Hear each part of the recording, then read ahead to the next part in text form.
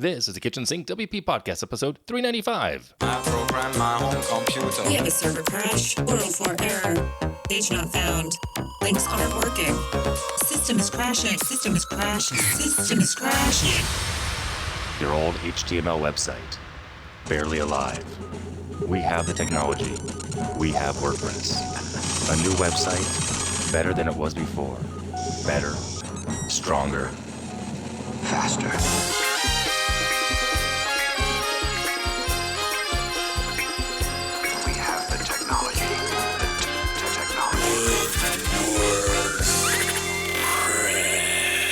Why, hello everybody, this is Adam Zorb, the host of the Kitchen Sink WP Podcast. Thanks for being here. Let's get started. All right, upcoming events. There are no WordCamps next weekend, and no one gave me anything to talk about regarding job ops, so there's that. All right, moving on, segment one in the news. A couple things here. Applications for WordCamps are actually open, meaning WordCamps in person. That's right, yeah, there's a post over on, where is it? It's on make.wordpress.org. Some new basic guidelines. There's a flow chart on the site. There's been discussion about the issue regarding refunds for both people buying tickets and the venues. As organizers, we have to put deposits down that we get money from Central, from Foundation. And the other discussion is, of course, having meetups be a great way to restart the community involvement. And I 100% agree.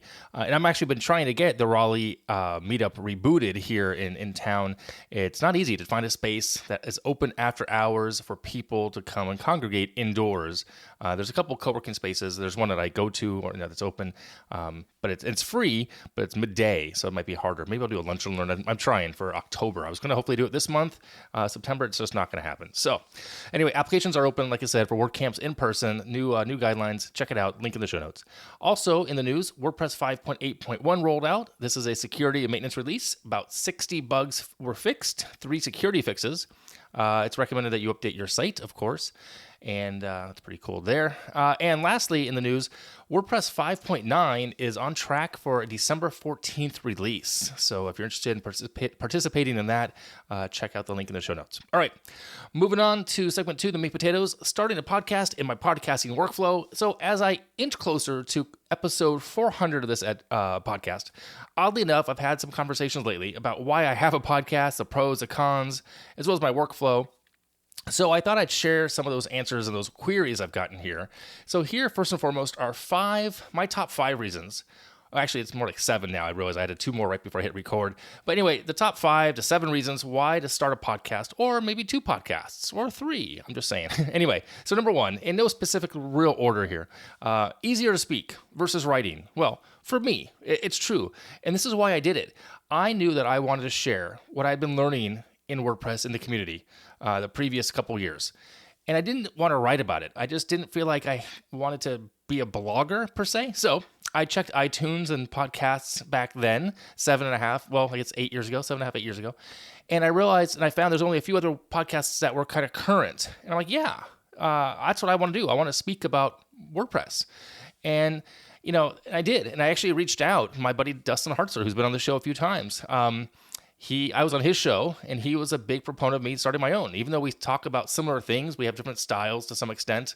And now there are, I think someone just did a post. I think it might have been Topher. Actually, I think there's 27 WordPress podcasts or related podcasts about it. And there's some have already pod faded, some have gone away, some have retired, etc. So, there's that. The bonus is that people get to know me by hearing my voice. We'll get to that in a second as well. But it's easier for me to speak versus write. And for many people, it's much easier to do that as well. You don't need to worry about grammar. There's more personality behind the microphone, if you will, versus in the written word most of the time. Okay, so there's that. Number 2, you get to build an audience and become a subject matter expert. So if you're putting in the time in your subject at hand, you're learning and becoming an expert if you already aren't one. And by the way, I define an expert as knowing one more thing than the person who's just starting out. You don't have to be an expert for years and years and years. I mean, I don't know everything about WordPress. I never will know everything about WordPress, specifically development and code, all that stuff, if you will. We all start somewhere. You know where that is? We'll start at the beginning. Now, as time passes, as your downloads increase and the show becomes more popular, that's a good thing. You may not resonate with everyone, and that's also to be expected, and it's totally okay. But those who like your show will recommend you and your show to others. And over time, you'll build a tribe of fans that are eager and happy to hear your next episode. I have, a good chunk of downloads every week. I see the stats. I don't look at them. I don't rely on them. I don't look at them every day, every week, but I look at them when I need to. And I will say that people, I have, probably a couple dozen super fans who will send me things, which is awesome. And I'm always appreciative. And do I hear from all of them all the time? No, not at all. I probably don't hear from majority of them. That's fine with me. I still do the show. And because of this, I've actually, gotten benefits from it, which we'll get to in a second here. Okay. Number 3, monetization. So now that you have an audience, you can monetize. A couple different ways to go about this. You can do sponsorships. I do that. You can have affiliate relationships. I do that as well. Now, the question is, how much can you actually make? Well, it depends on your topic, your audience, the number of downloads. And most podcasts don't make any money at all. I make some. I don't make a living at it, that's for sure. And I make some via both sponsorships and affiliates, people who click the links on my website based on products that I may mention or that I use. And actually, here's the thing. I personally don't just take anyone to sponsor me. I've turned down more than I've taken because I really respect my audience. I want them to respect my opinion, and I'm not after a cash grab. I have to really feel like it's a good value and a good tool to have me accept the sponsorship in to begin with, plain and simple. So, like I said, I don't count on it. And I also make money from clients as they've become clients after listening to me on my podcast first. I had one particularly, a client who reached out. She heard my podcast, saw me actually speaking just to some people up at a WordCamp. I forgot where it was. And then found out that I had a podcast, liked my voice, liked my authentic approach to my show and my business. And then she hired me and we did the site and it was great. It was fantastic. Anyway, so you can make money. Yes, some people make a lot of money. I mean, there are a few people who obviously make a lot of money in their podcast via sponsorships and or affiliates. I don't make that much. It would be nice if I made more, sure, but it needs to be the right fit for me. That's just my choice. Okay. Number 4, convenience. Audio is the easiest method to take in content, in my opinion, versus reading and or watching video. Because people can listen, put the AirPods in your ear, they can multitask. You can listen to the podcast while cleaning the house, driving a car, exercising, jogging, at the gym, doing something else, folding laundry, whatever it may be. Doing so doesn't really distract them from the activity at hand. It's like listening to an audiobook. So you can learn something. Audio content is portable and oh so convenient. Okay. Number 5, this was the original last one, but I have 2 more. I just want to mention that real quick.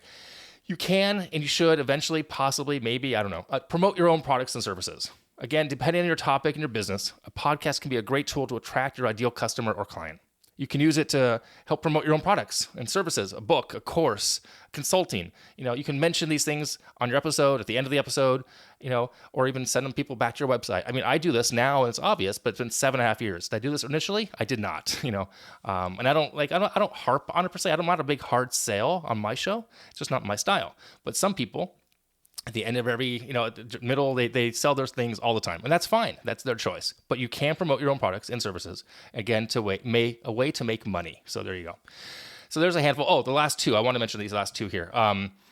So the other 2 that popped in my head were, it's a low cost of entry. All you really need is a basic microphone, your computer, you can record. And these days, hosting for audio is really inexpensive. I think it's as low as $5 a month over at Libsyn. That's what I use. Castos is another service you can go to now. There's so many more out there. And keep in mind, you do not have to speak English to produce a podcast. Podcasts can be in any language. Your native language, totally fine. There are plenty of other podcasts not in English. So keep that in mind as well. So, okay, now for my workflow, because people always want to know, how do I do things? And I can tell you honestly, not much has changed in 7.5 years.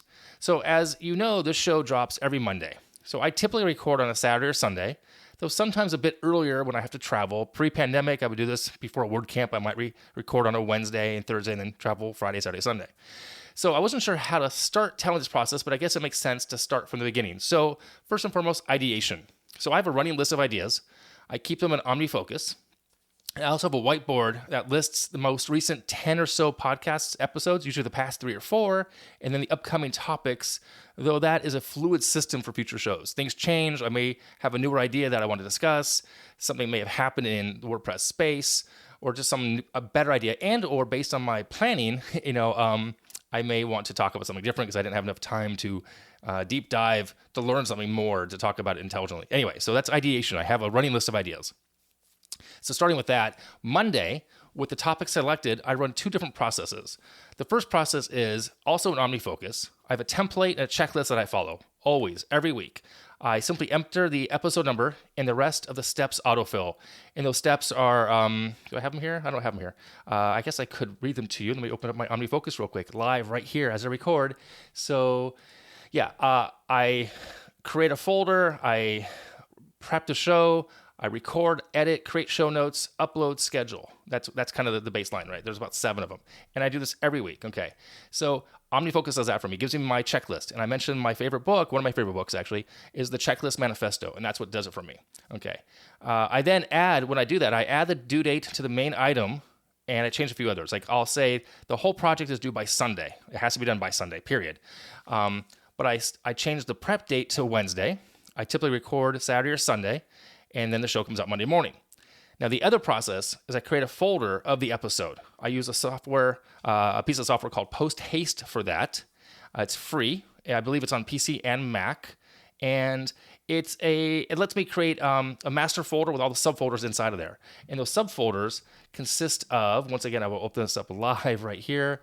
The subfolders are, a couple documents: show outline, show notes, sponsor schedule if I have a sponsor, and then 3 folders: graphics, original WAV file, and URLs for my research. Okay, so that way every podcast episode has the same structure of a folder. Things go in the right place when I need to put them there for research and planning. Okay, so that's Monday. Tuesday, nothing for the most part. If I see something newsworthy, I'll take it and put it in the notes. Wednesday through Friday. So I prep the show, depending on the content, starting Wednesday. I test things. I may download a plugin. I don't do all the prep at once. I usually spread this out over Wednesday, Thursday, Friday. 10 to 15 minutes here and there, filling in each section of the podcast, the events, in the news, meat, potatoes, tip and tool. And I try to get that done by Friday. Okay. I write things out as I may just kind of speak it. Not memorized, not word for word. Just depends on how the topic at hand may be. If and when there's a sponsor, I'll do some additional research and testing of that product or service, once again, so I can speak intelligently about it for the spot. Some of those are live reads, some are pre-recorded and produced pieces, and those also happen, in that Wednesday, Thursday, or Friday day. Usually end of the week, closer to the end of the week for that, because I need the time to learn about that product. So Saturday or Sunday, recording day, usually in the morning, as I like to be fresh, following on my checklist, again, from OmniFocus. Even though I know it by heart, I still follow it. Oh yeah, it's record, edit, create show notes, upload to Libsyn, create graphic, create post in WordPress, set schedule. And that's the basic overview there. And then Monday morning, I wake up, I confirm that it's published, because over the 7.5 years, I've had a few hiccups where a cron job didn't happen and, the show didn't go out at the time set scheduled. So I just make sure that happens. And then I schedule the social shares and any sponsor shares as well if I have a sponsor that week.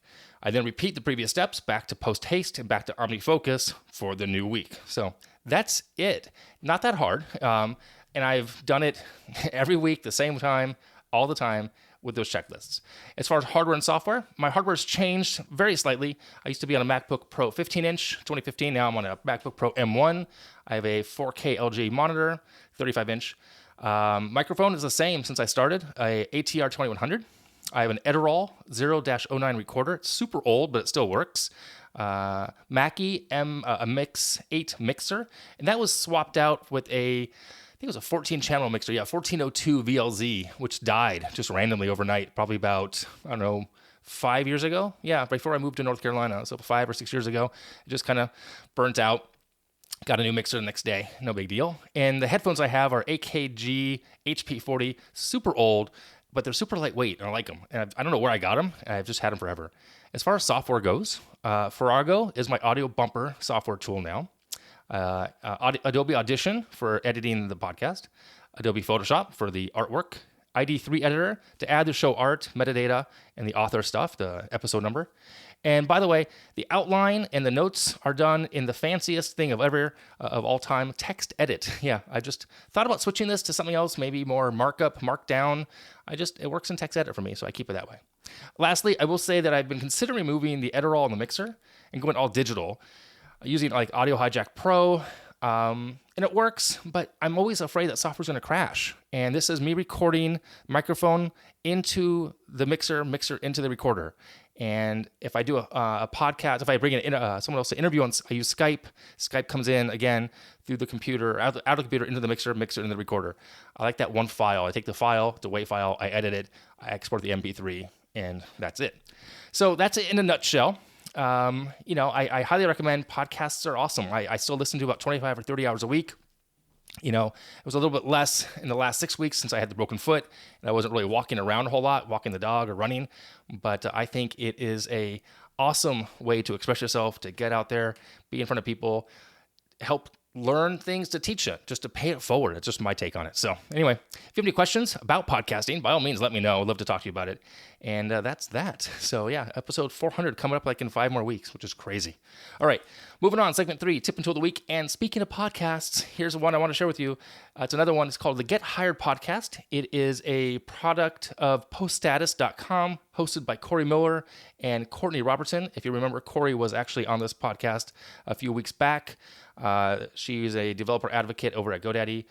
Corey was the creator and founder of iThemes, sold it to Liquid Web, and now he left Liquid Web. Now he's the owner of PostStatus, so he's moved around as well. So the podcast is primarily about how to get a career, job seekers in the WordPress space, inside the WordPress community as well.